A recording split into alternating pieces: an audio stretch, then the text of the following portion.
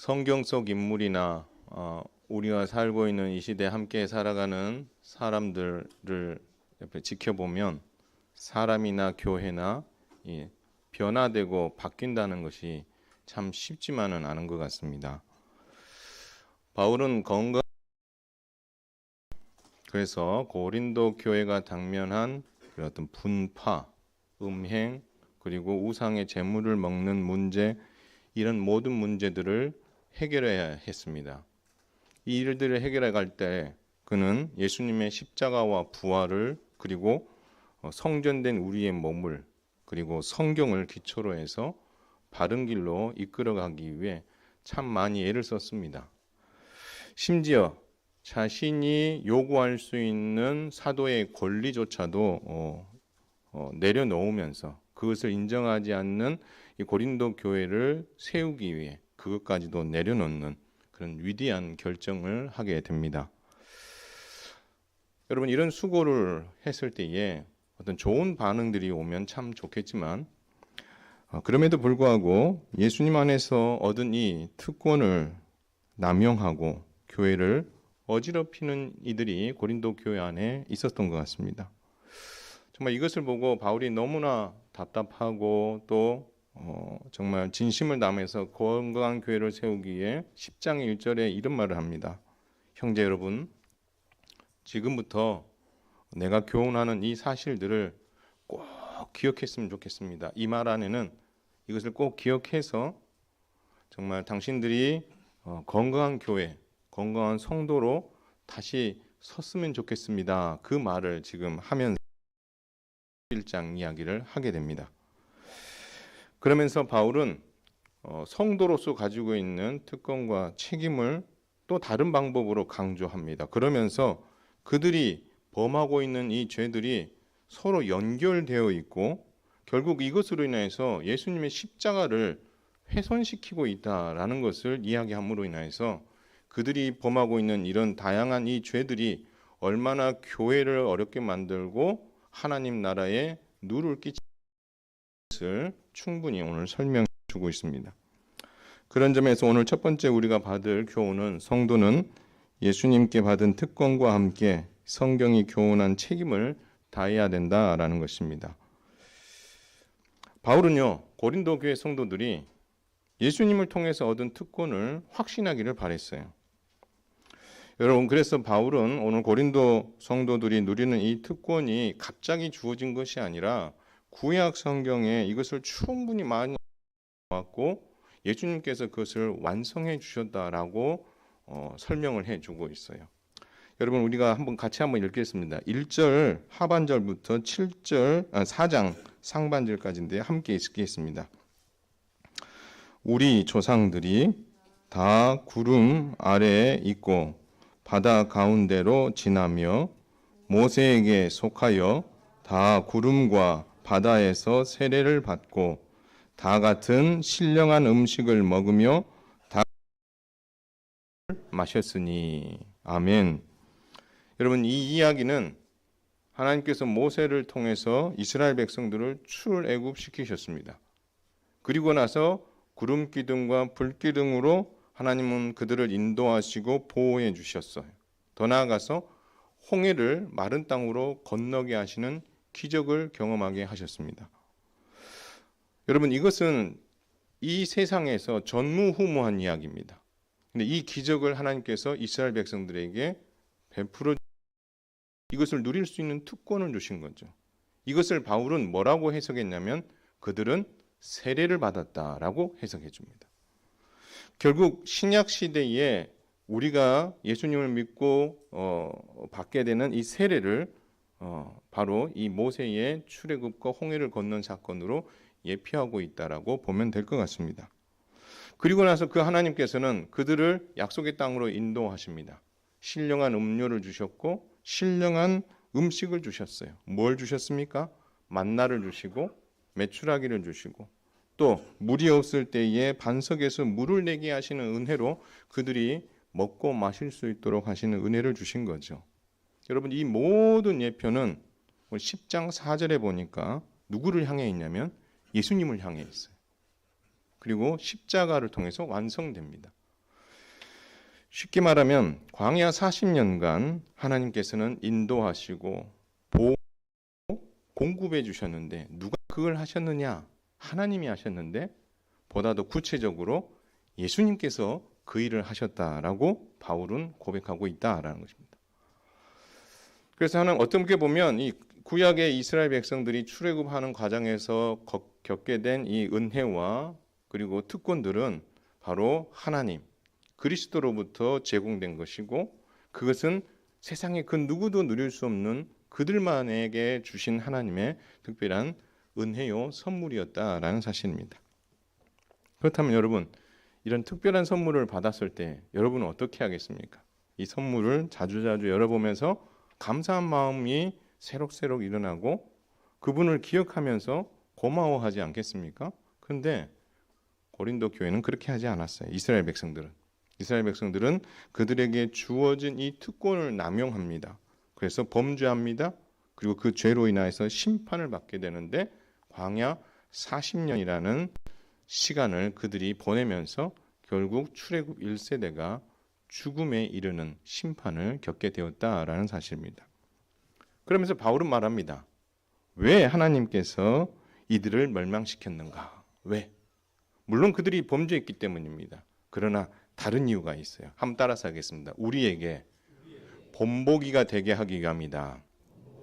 믿으시기 바랍니다. 그러니까 여러분 우리가 성경을 읽는 이유 중에 하나는 스토리를 알고 재밌다. 그것도 있지만 어떻게 살아야 되는구나 라는 것을 어떻게요? 본보기로 성경에 기록해 주셨는데 잘한 것도 기록해 주셨지만 뭐한 것도 기록해 둔 거예요? 그들이 실수하고 범죄한 것들을 기록해 두심으로 인해서 그들로 하여금 성도로 하여금 그걸 본보기 삼아 죄에서 멀어지고 하나님과 더 가까워지는 삶을 살도록 하기 위해 하나님 이렇게 본보기로 주셨다라는 것입니다. 그래서 여러분 그 본보기의 근거를 이야기하는데 오늘 고린도 교회가 가지고 있는 그 죄와 연관시켜 이야기합니다. 7절에 보니까 이렇게 이야기합니다.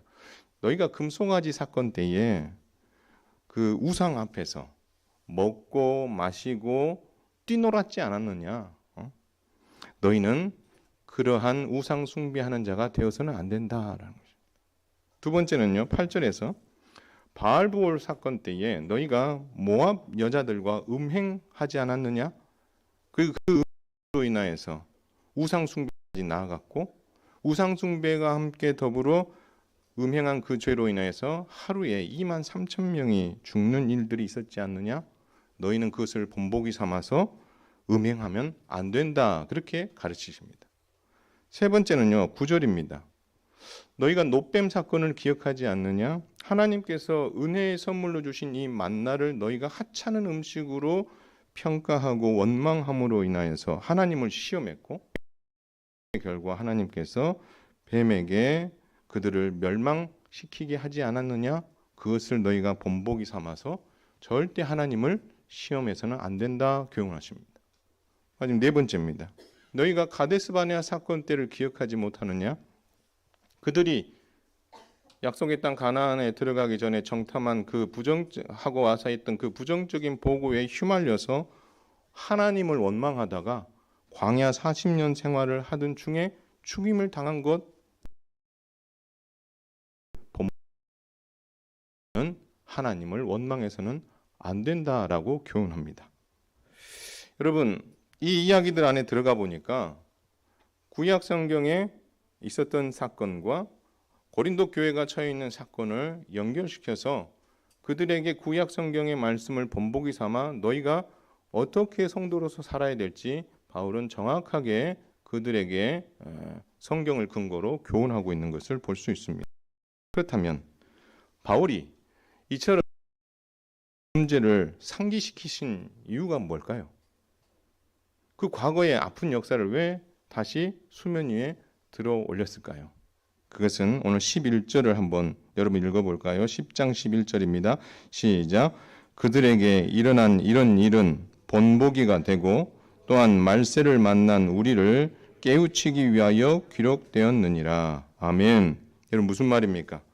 이 네 가지 사건은 이스라엘 백성들 범죄 책망하기 위해서가 아니라 그것을 교훈 삼아서 너희가 본보기 삼게 하기 위함이다. 그래서 말세를 살아가는 너희가, 교회가 그 가르침을 본보기 삼아 깨우쳐서 우리는 말세에 이렇게 살면 안 되겠구나라는 것을 그들로 알게 하기 위해서 하나님께서 바울을 통해 이것을 주셨다라고 기록하는 거죠. 말세를 사는 우리는 이 교훈들을 본보기 삼아 깨닫고 성도로서 된다라는 것입니다. 여러분, 여기서 본보기라는 단어가 있어요. 이거는 헬라어를 해석하게 되면 어떤 개념이냐면 거울이라는 개념입니다. 거울은 어떤 역할을 해요? 자기 얼굴을 보여주잖아요. 마찬가지예요. 이 거울은 쉽게 말하면 구약 성경의 이 말씀이 거울이 되고 본보기가 돼서 나 자신을 거기다가 뭐 하는 거예요? 투영하는 거예요. 그럼 나는 과연 성도로서 제대로 살고 있는가? 그것이 하나님의 말씀이고 오늘 이스라엘 고린도 교회 성도들에게 말하면 이 네 가지 사건이 하나의 본보기가 되어 거울이 되는 거죠. 그러면서 너희 자신을 뭐 하라는 거예요? 살펴보라는 거예요. 그래서 말세를 살아가는 성도로서 본보기가 되는 이 말씀을 거울 삼아 깨우지 않게 된다면 너희들도 이 이스라엘 백성들처럼 멸망하게 될 것이다. 이것을 어떻게 해요? 알게 하기 위해 이야기들을 기록으로 남긴 거죠. 근데요, 아쉬운 게 뭐냐면 이 이스라엘 백성들의 이 범죄가 고린도 교회에도 그대로 지금 뭐 하고 있다는 거예요? 일어나고 있다는 거예요.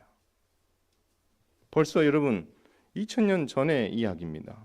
그런데 그때에 있었던 이야기가 지금 2000년 후에 고린도 교회에서 그대로 모양은 좀 달라졌지만 나타나고 있다라는 건 일이 아닐 수 없는 거죠.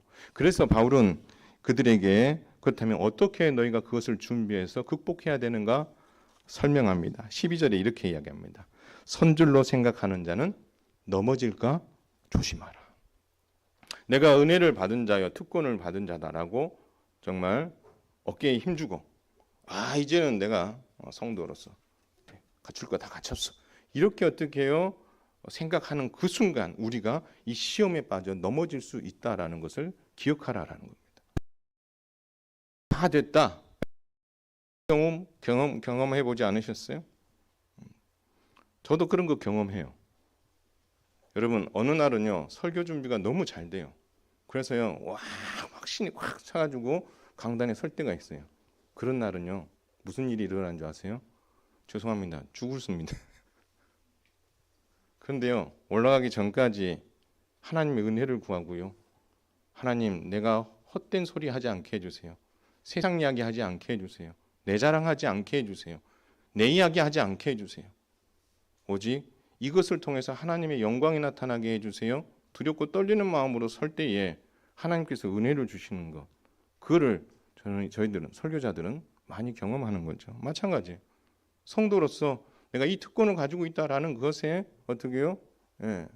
감사하면서 더 겸손하게 낮아져 있지 않고 내가 섰다라고 생각하는 그 순간 우리가 자칫하면 고린도 교회 성도들처럼 그래서 이야기합니다. 늘 깨어서 시험에 대비해라. 13절에 하나님께서 감당할 시험을 너에게 줄 것이다. 그리고 그 시험 당할 쯤에 뭣도 주신다고요? 피할 길도 주신다. 그러니 하나님께서 너희에게 시험을 주시고 고난을 주신 것은 너희를 무너뜨리려고 하심이 아니라 너희를 뭐하게 하게 합니다. 시험을 잘 감당해서 그 피할 길들을 잘 또 예비해 주심으로 인해서 그것을 극복함으로 말미암아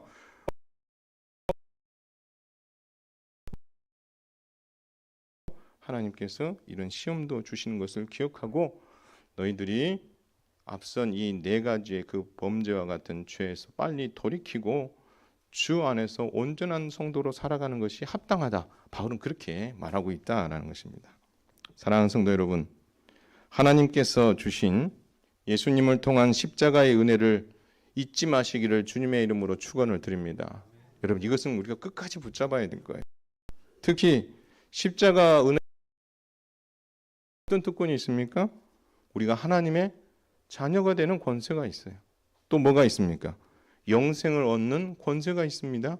마지막으로 성령을 받았기 때문에 하나님을 뭐라고 부른다고요?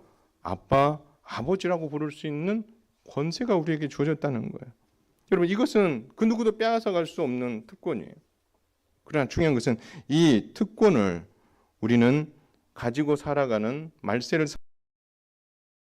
여러분, 이 특권에게 성경에 기록된 본보기들을 잘 배워야 돼요. 나는 성도가 되었어. 나는 이런 특권을 가지고 있어.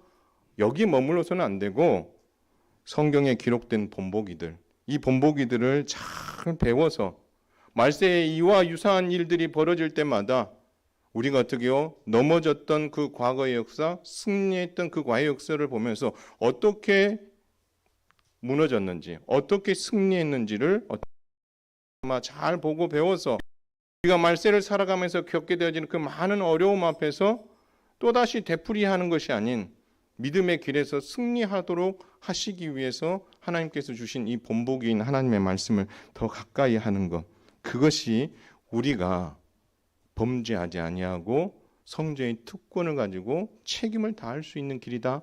바울은 그렇게 강조하고 있다라는 것입니다.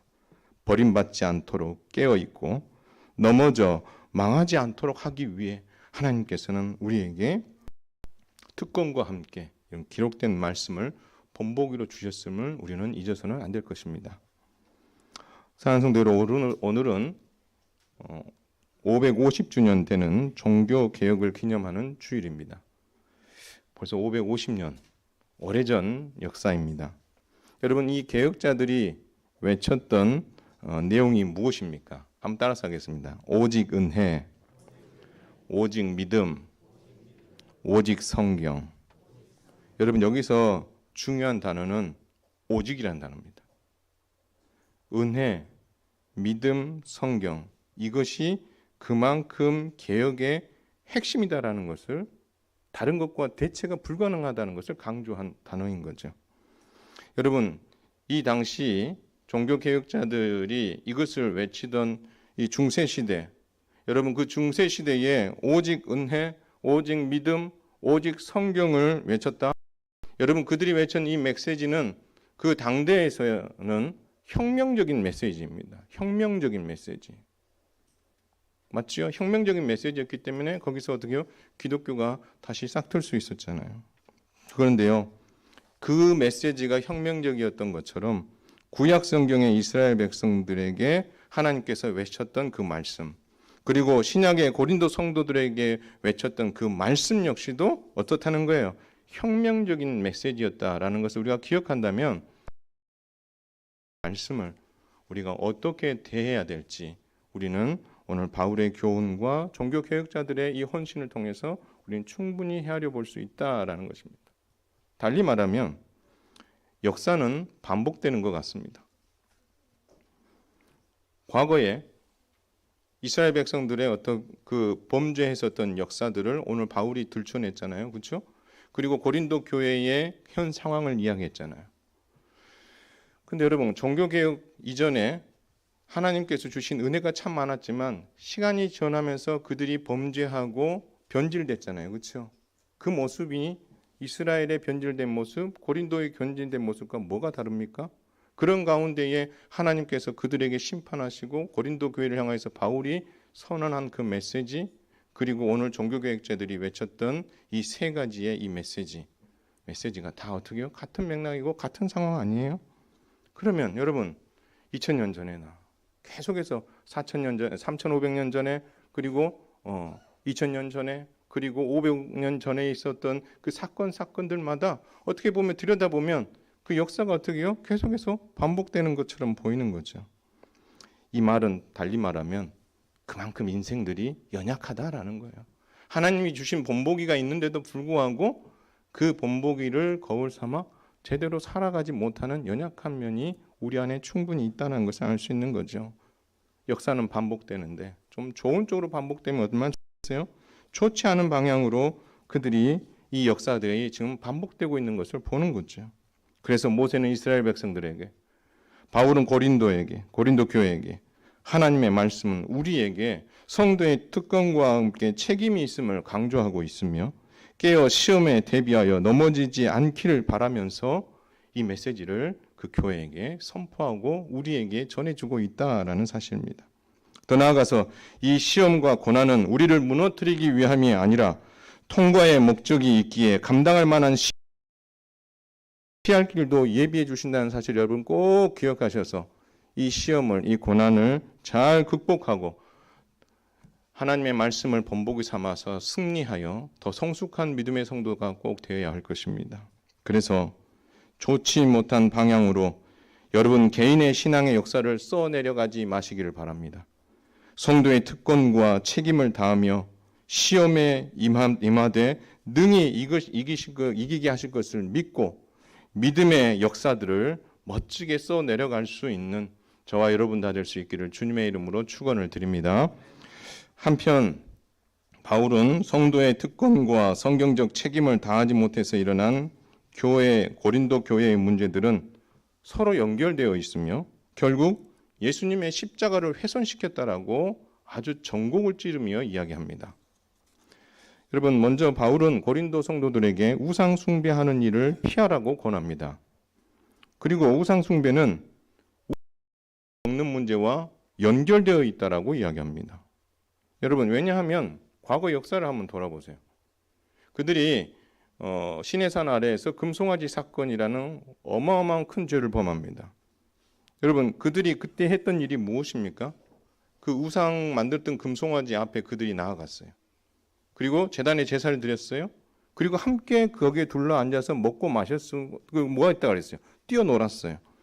여러분, 이게 뭘 의미합니까? 그 우상과 한 몸이 됐다. 그 우상과 지금 교제하고 있다. 그걸 이야기하고 있는 거거든요. 그렇다면 여러분, 거기서 나온 음식을 먹는 문제나 우상을 숭배하는 문제는 뗄래야 뗄 수 없이 함께 가는 문제다라는 것입니다. 그래서 바울은 이렇게 이야기합니다. 우상 숭배는 귀신에게 제사하고 교제하는 것과 같다라고 꼬집어 이야기합니다. 그러면서 이렇게 이야기합니다. 너희가 주님의 잔과 귀신의 잔, 주님의 식탁과 그리고 귀신의 식탁, 이것을 겸하여 마시고 참여한다는 것, 그게 말이 되느냐라고 되묻고 있는 거죠. 너희는 주의 잔과 주의 식탁을 대하며 주님께서 너희들에게 베풀어 주신 십자가의 은혜를 기념하면서 정말 성도의 교제를 하고 하나님과 교제를 해야 되는데, 그런 가운데에 너희가 우상을 숭배하면서 귀신의 잔과 귀신의 식탁을 함께 공유한다?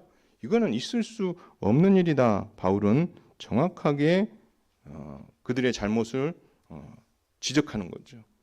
이것은 결국 바울이 결론적으로 나중에 또 이야기하겠지만 성찬식을 훼손한 죄다라고 이야기하고 있는 겁니다. 그래서 여러분, 이 우상 숭배와 우상의 제물을 먹는 이 문제는 항상 같이 가는 거고, 이것은 결국에 성찬식을 훼손하는 죄와 맞물려 있다라는 것을 잊어서는 안 된다라는 것입니다. 더 나아가 고린도 지역에 있는 시장에서 우상에게 올려졌던 제물이 유통되었다라고 지난번에 말씀드렸습니다. 여러분, 그걸 다 알아요. 그럴 때 그러면 우리가 어떻게 해야 되느냐? 양심을 위하여 묻지 말고 먹으라는 것입니다. 왜냐하면 한번 따라서 하겠습니다. 내 양심은 내 것이 아니다. 한번 따라서 하면 내 양심은 타인의 것이다. 누구의 것이라고요? 타인의 것이다.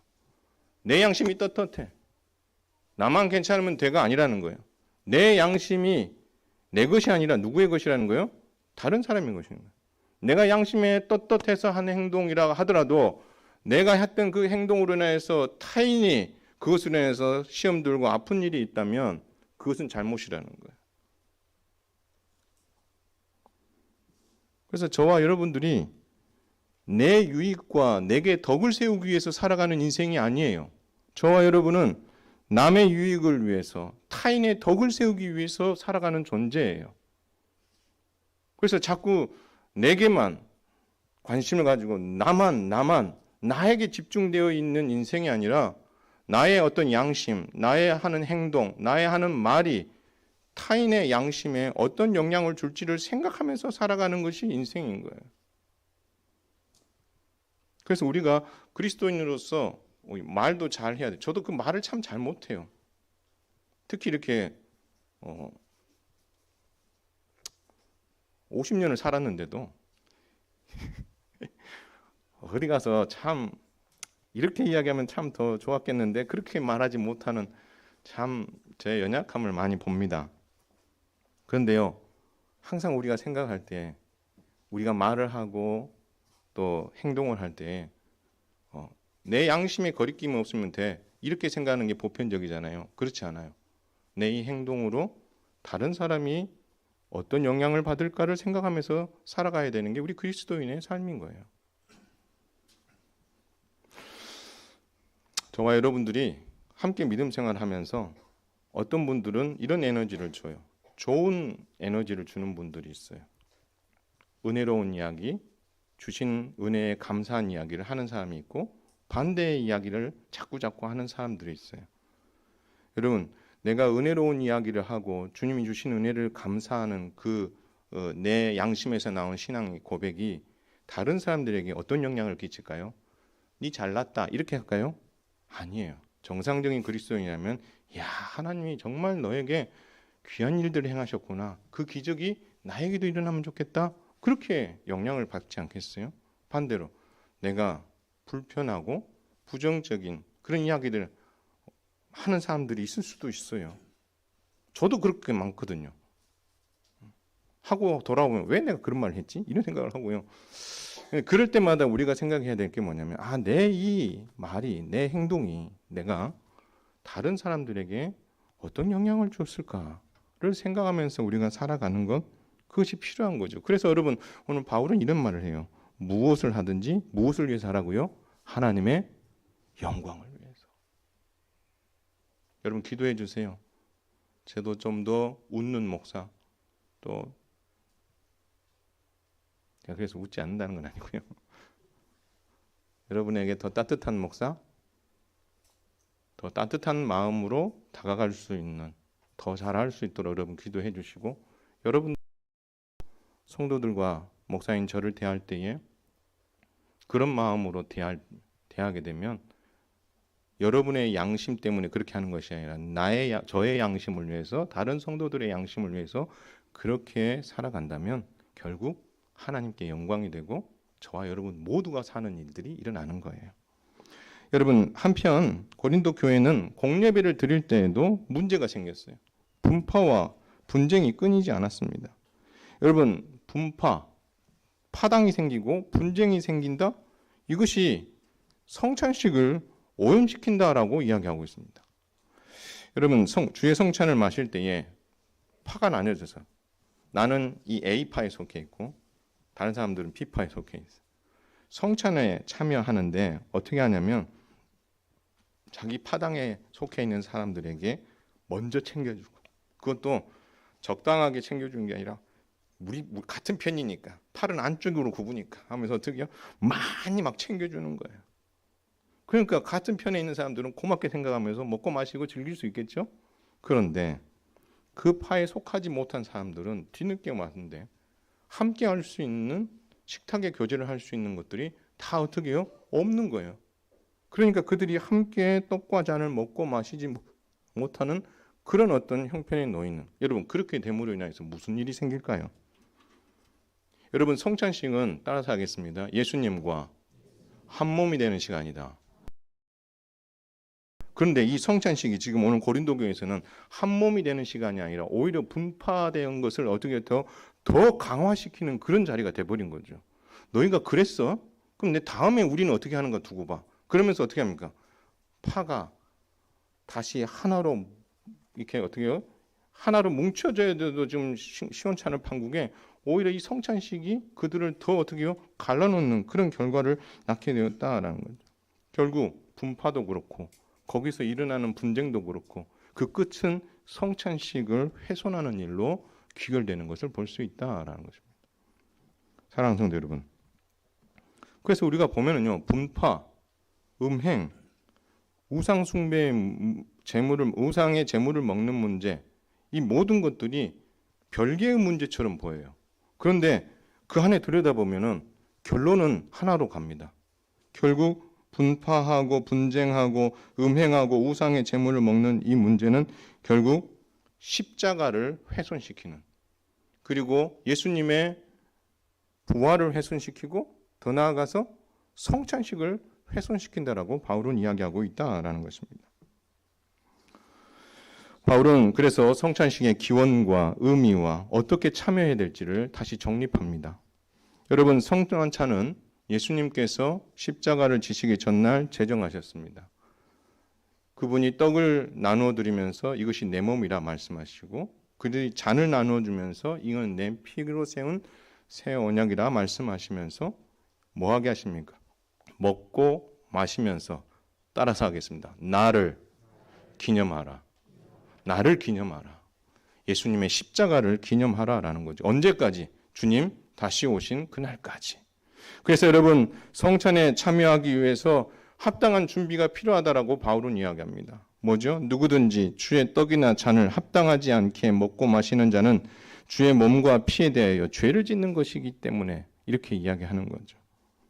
여러분, 이 말이 결국 그들 고린도 교회 안에서 일어나는 그 다양한 문제들은 결국 그리스도와의 연합과 연결되어 있고 성찬과 뗄래야 뗄 수 없는 관계에 놓여 있다. 이런 범죄 가운데 있으면서 성찬에 참여한다. 이것은 결국 성찬의 본질적인 의미와 이 모든 것을 훼손시키는 일이다. 바울은 그렇게 말하고 있다라는 것입니다. 그래서 여러분, 성찬식의 중요성과 무게가 무거운 만큼 여기에 참여하는 성도들의 그 마음과 준비되는 것도 충분하게 그 무게에 걸맞는 준비가 필요하다라는 것입니다. 그렇지 않으면 주의 몸과 피에 대하여 우리가 죄를 짓는 것이기 때문에 우리가 성찬에 참여하기 전에 우리 자신을 충분히 살펴야 되는 이유가 여기 있는 거죠. 그래서 고린도 교회에게 하고 싶은 말이 뭐예요? 너희가 성찬을 참여하지 않느냐? 그러라면 너희들이 지금까지 행해왔었던 교회 안에 있었던 이런 모든 죄들에 대해서 충분히 뭐 해라? 살피고 회개하고 돌이키고 나뉘어졌던 것을 하나로, 그래서 온전한 모습으로 성찬의 자리에 나아가라. 그렇게 바울은 이야기하고 있는 거죠. 사랑하는 성도 여러분, 오늘 성찬식을 거행합니다. 참여하기에 합당한 마음의 준비가 여러분 되어 있으십니까? 주의 몸과 피에 죄짓지 않고 자기 죄를 먹고 마시지 않도록 회개하는 심령으로 참여하시고 새 언약에 참여하는 복과 기쁨을 누릴 수 있기를 주님의 이름으로 축원을 드립니다. 말씀을 맺습니다. 사랑하는 성도 여러분, 여러분에게 주어진 특권과 책임을 다하기 위해 늘 깨어 있으시기를 바랍니다. 또한 이 모든 것을 감당할 때에 하나님께서 우리에게 감당할 만한 시험을 주실 뿐만 아니라 피할 길도 예비하심을 믿고 여러분 개인의 신앙의 역사를 믿음으로 잘 써내려가는 이스라엘 백성들과 고린도 교회가 보여줬던 것처럼 잘못된 것들을 계속해서 반복해가는 인생이 아니라 주신 말씀을 따라서 충분히 본보기 삼고 거울 삼아 여러분 개인의 신앙의 역사를 바르게 잘 써내려갈 수 있게 되기를 주님의 이름으로 축원을 드립니다. 또한 모든 교회와 성도 개인의 문제는 성찬식 참여와 직결되어 있습니다. 중요한 이야기입니다. 오늘 성찬식이 그리스도와 한 몸을 이루는 연합을 더 견고하게 하는 자리가 될 수 있기를 주님의 이름으로 축원을 드립니다.